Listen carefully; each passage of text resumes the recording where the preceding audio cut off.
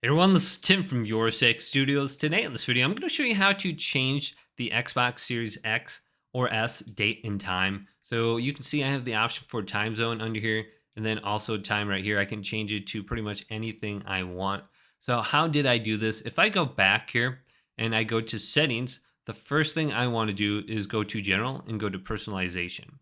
Then go to my home Xbox and make sure this is set to my home Xbox. So it says I'm offline. That's another thing that we need to do. So once we have it set to my home Xbox and that's enabled, we want to go over to the network settings. So general network settings, and then go to where it says offline. And once we're offline, hold down the Xbox button and go to restart console. Once this is restarted, we can back out here and then go to system and then go on over to time. And this will unlock the time zone, time, and date. And then we can change this to whatever we want without it being set to automatic.